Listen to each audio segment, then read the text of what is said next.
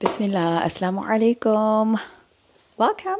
It's your big sister Zahida here with another voice note for you today. Alhamdulillah, I haven't posted in a few days. I've had the flu. My children have had the flu as well. And I just haven't been feeling great, subhanAllah. So please do remember me in your du'as.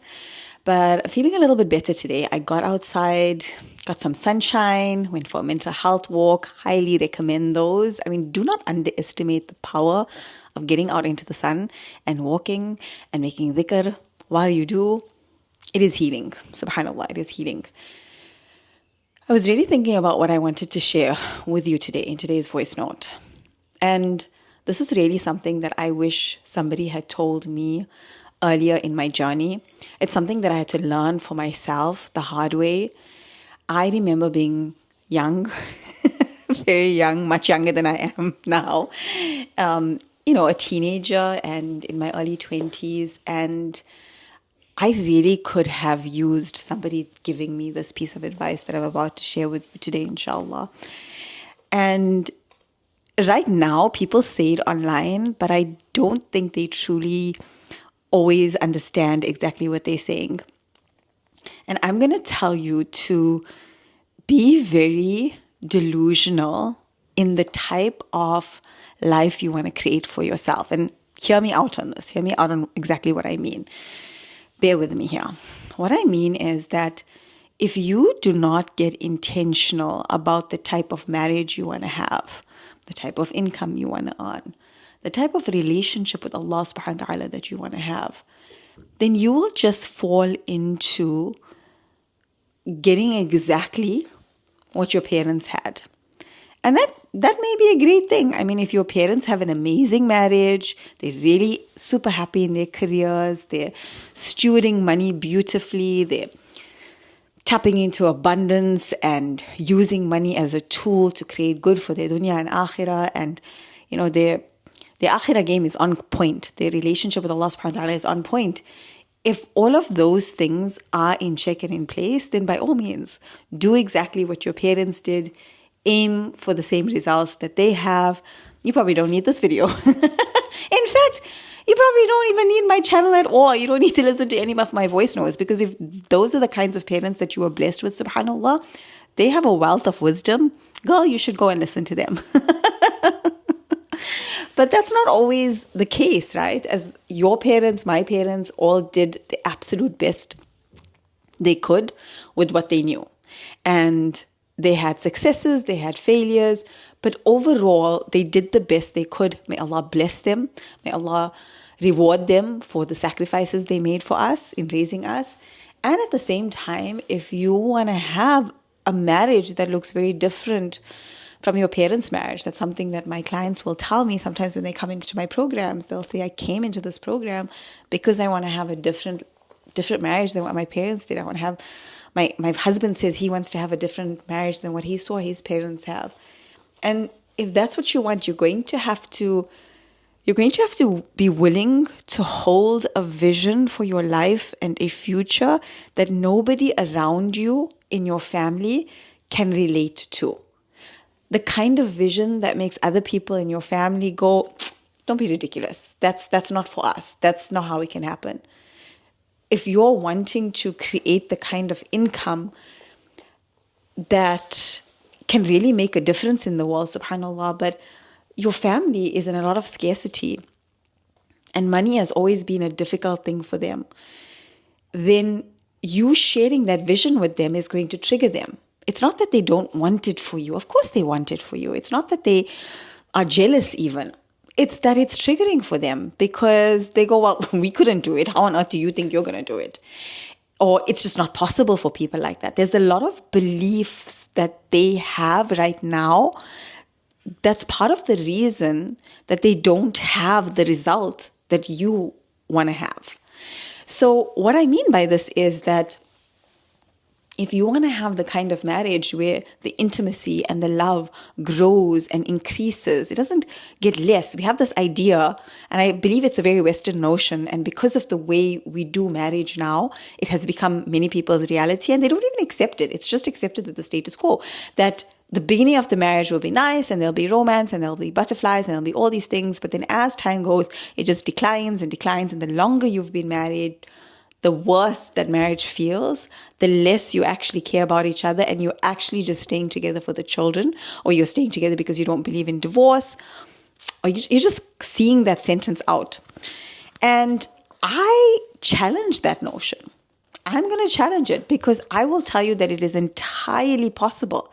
And I've got the receipts to prove it. It is entirely possible for your marriage to not only, for the intimacy and closeness and attraction, to not only stay the same, but to rise, to keep rising the longer that you are married. And that is possible. But if your parents didn't have that, that means you have to take a step back and live your life radically different to your parents. Do marriage radically different to the way that they did it. And you may say, okay, cool, Zaida, I'm going to do marriage radically different to my parents. But are you really? Are you going out there and getting the kind of skills that are required to do that? And what I mean by that is that if you want to have a marriage that improves over time, that's not going to happen by accident. That's not going to happen because you said it's going to happen. Just like how if someone grew up in an environment where money was always difficult, and you say, well, I want to be the first millionaire in my family. Wonderful, alhamdulillah. But guess what? You've got to take action. You've got to do certain things. You've got to change the way you see the world, the kind of actions that you take. If you take the same actions as your parents did and they were not millionaires, it's unlikely that you're going to achieve that result if they didn't achieve it, but by doing the same thing that they did, right? So that kind of marriage is not going to just happen because you love the other person. So you think, okay, no, but I'm going to choose differently. I'm going to choose someone different to my mother or someone different to my father, and that way I'll have a different marriage. But guess what? That doesn't work either. Ask me how I know, right? Like I said, I bring receipts. I facilitated thousands of women from across the globe on every stage of their marriage and seen all the different levels of problems you can have in marriage. And love is not usually the problem. The symptom shows up in love where the love starts to diminish. The love goes away, but that love goes away because the actions and the behaviors and the beliefs and the skills that are needed to keep that love going. Think of the love of like a fire almost, right? If you don't tend to a fire, what happens? It dies down. You can't just say, oh, well, the fire is going now. I'm done. I don't need to do anything. You need to keep stoking that fire. And the wonderful thing is that you keep stoking that fire, you keep feeding that fire. It's easy to maintain. But if you just leave that fire completely and then come back and go, well, what happened to the fire? And now there's just smoke, embers. You have to start all over again. You have to build up that fire all over again. This is how marriage is as well. If you just, because it's burning bright at some point and there's attraction and there's intimacy and you think, oh, things are fine. No problem here. Now I can go do all the other things that I want in my life and this will be fine. That attraction, that closeness fizzles out. It dies down just like that fire does. And then the longer you leave it, the more work it requires to get it back up again. But if you're there, you're maintaining it, you're fueling it, you're giving it the wood and everything that it needs to keep going, it's gonna thrive. It's probably gonna get bigger over time, especially if you're every day you're not just tending to it, but you're adding in a few extra chunks. Your fire is going to get bigger and bigger, give more and more warmth, give more and more fuel. So I want you to think about your marriage like that as well. And again, it's not going to happen by accident. It does take effort. It does take work. I have another video on my channel that you can check out where I specifically go into the type of hard work that's needed to keep a marriage going. Alhamdulillah. Or not even to keep it going, but to keep it thriving, because that's what we want, right? If you want to just have a marriage that, okay, you stay in it because you have to stay in it, then this is not for you. My channel is not for you. But if you want to have a marriage that thrives, well, you're in the right place, subhanAllah. So I want you to start making it okay for yourself to have delusional ideas of what you want your life to be. And if you actually want to see that through, if you actually want to achieve that result, it's going to require you to take action that you didn't see the people around you taking. For me, when I started my business, when I started Live Inspired, and this was well over 10 years ago, subhanAllah, so many people around me advised me against it. They told me, it's not going to work, there's no point, stick to a normal, corporate job where you have been successful, because I was successful, alhamdulillah, there. But something in me knew that this was for me. Like I had a passion about this. And nobody around me really understood because they had never achieved that result before. They had never built a business like Live Inspired. They had never built a business that was based on their passion and their love and doing good in the world, subhanAllah, and doing it online and doing it globally. And so all the advice that they gave me, as well-meaning as it was based on the results that they had already achieved. And I was trying to create a result that was very different. So I became unrelatable. And here's the part that I wish somebody had told me early on, is that it's okay to be unrelatable to all of them, and them not supporting you in the way that you want them to doesn't mean that you're not going to succeed and doesn't mean anything about you. And it's okay. It's okay for them to say you've changed. Because you know what? You will change. And at some points you will look unrecognizable to them. But that's only a bad thing when that change takes you further away from Allah subhanahu wa ta'ala.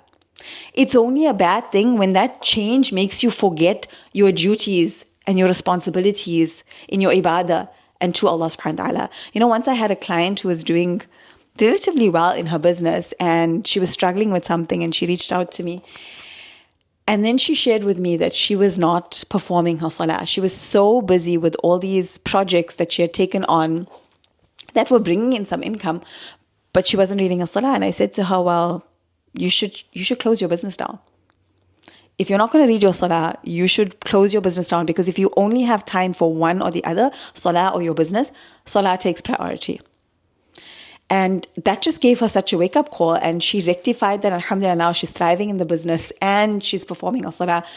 But my point is that the change, when people say you've changed, so what? If that change is taking you closer to that goal, cool. If that change is not taking you away from your responsibility to Allah subhanahu wa ta'ala, cool. Sometimes when people say you've changed, it's also about them and the fact that they're watching you change and they're in the same place they always were, and they see you moving onward and upward, and it's triggering for them, and that's going to happen. And this is why it's also important. Like, something for me that was very important was investing with mentors and investing to be in rooms and around other women, subhanAllah, who were doing big things with their life and achieving big results. And not only did that neurologically normalize for me that these things are possible, but it also made it safer for me, because now I had a community of people, because sometimes the people who are closest to you, they just don't get it. And if you need them to get it, you're going to feel very lonely. So having those other people around that go, hey, you know what? It's cool. Like, it's possible. You can do these things. It's okay to be unrelatable to the people who thought that they knew you best. Because achieving that delusional thing that you're setting out to do, that amazing marriage or that amazing business, is going to change you a lot. There is no way that you can achieve that result without changing a lot.